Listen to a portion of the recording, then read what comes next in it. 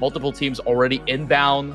Teams like DRX, they definitely feel very happy about this Gatka sector, which they've taken full control of from the get-go.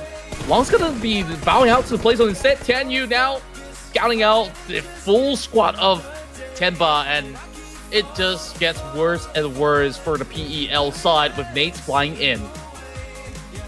Would it be a different story if TIANBA just actually took up that fight against DRS? Because the moment that they actually left the scene and they went up against K1, and it was a disaster. It was catastrophic from that point in the match, and now they're getting sandwiched by DRS and K1, and it's really not looking too good for DRS.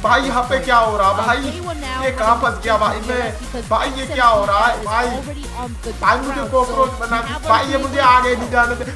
and it seems like there's no clear victor overall. T-Ting down with 1 HP left. He has to actually pop that first aid kit. I don't think there's time for it at all. It will be slowly depleting with the play zone in effect.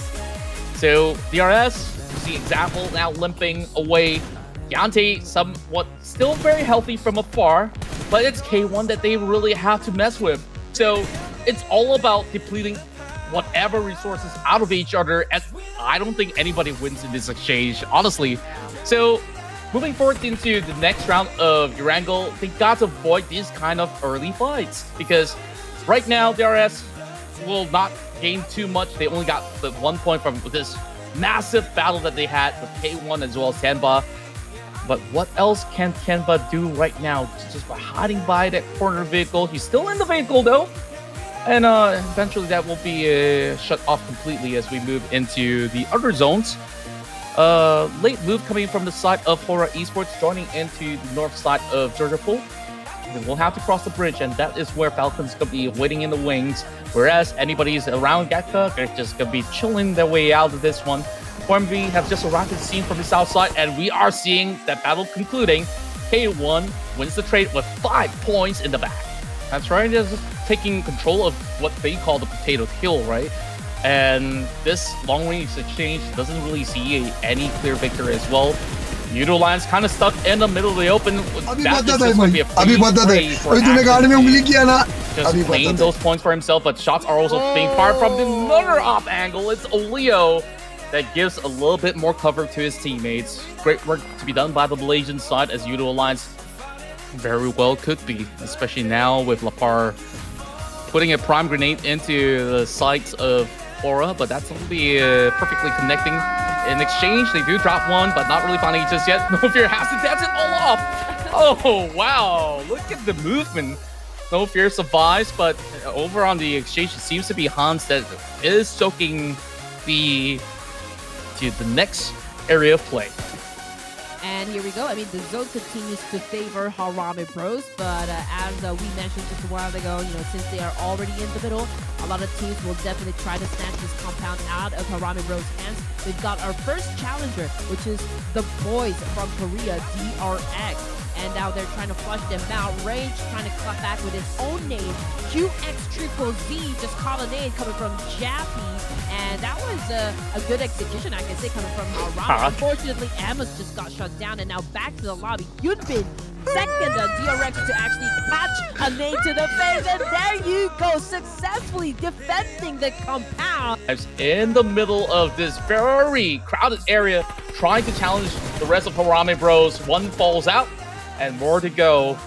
Range soaking some damage, and I'm not too sure how much can he actually do against the rest of TIANBA that have arrived at the scene as well. But they just gotta ensure that they just turtle in, defend that compound as much as they can. And here goes Apex on the ground already as the challenge goes through. Falcon Force, after winning a convincing battle, this is where it's for Envy that will basically go in.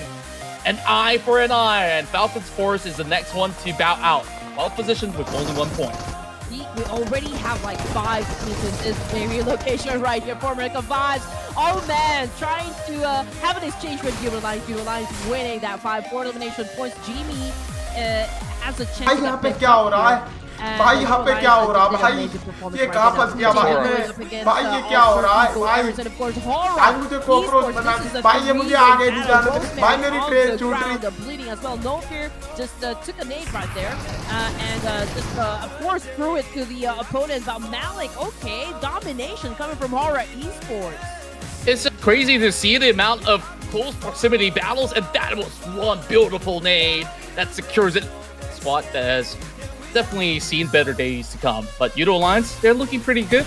They still have all 4 members alive. JB does find one by the edge of it, as they will slowly pincer out some members for the side of DXAVIER, putting up a convincing brawl once again. Nades are flying into the sniper's nest. Not really hitting the mark just yet, so Hans will be able to stay still. Stuxy now also looking for a trade, dropping nades into the smoke. I'm amazed with the fact that, you know, Harame Bros is actually doing a great job defending that compound. We did talk about this a while ago that there will be, you know, a lot of teams that will head towards that direction. Horde teams, to be honest. I mean, it's wave after wave after wave of teams that challenge them up. But amazingly, they remained elusive. They were able to defend, although, you know, in the process, they also lost some of their members, but they're still A-OK. Now, can BCR still be A-OK? Because Horaa Esports now on the roll. We can see that they were able to eliminate Han. 2 minutes later. And now they're going up against BCR and seem to be winning the fight. Yeah, they're absolutely flying as they're jumping in for the shots to connect. But Baruch's going down. Richuki on that last-ditch effort. As much as he gets that knock, it doesn't seem like the elimination points. And now we can see that YOODO Alliance also ready to challenge Harame for this very compound. They're flushing them out with a lot of nades. Let's see if Harame Bros can be successful this time around in defending this small area they call their refuge. Range, he was so cheeky. He's hiding in that smoke and he pops out, surprising that member of YOODO Alliance. Now it's a 1 versus 1. Range versus Adik Luke. What could they do with the DBSs in hand? And there's going to be some players from the side of K1 that also swarms in.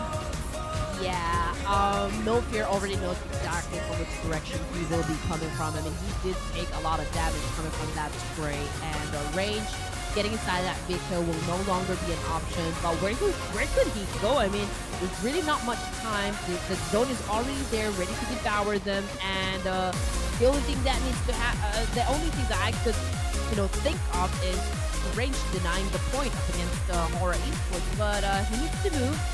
I don't know where exactly he's gonna go. Wherever he wants to go, he will look to survive. But that nade, almost clipped him completely. Range somehow still survives, but he's got so little space to actually work with. He needs to dance through the smokes and make it rain. It will be from the side of KG. 1 week later.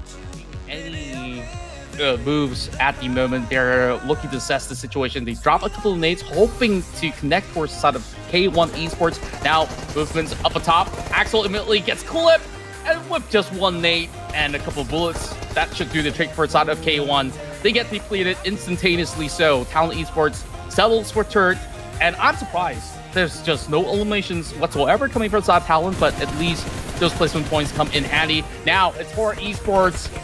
Full control over the top end of the kill, and K1, they're just swarming out of it, hoping to find an exchange, but not getting anything at all. By the broken wall, it's just going to be Tenyu holding it out against Malik. Has to go for a reroll. He still has 3 more grenades to work with. Gonna put it to good use this time, but K1, he's on the push. Yes, sir. Obviously, K1 is at a disadvantage considering the fact that they will be coming from down below. And this is such a good rotation coming from Horaa Esports. And again, we got a knockdown. So Horaa Esports now being aggressive. They know they have the upper hand. And here comes the exchange. Horaa Esports wins the game. Perfect execution, smart plays, great decision making that sees them rise up to the top. Horaa Esports of Nepal once again finds their way back into a win, and they do it in a very convincing manner as well. And what I love the most about this matchup, where Horaa was very decisive on their strikes, especially the battle that they had against BTR.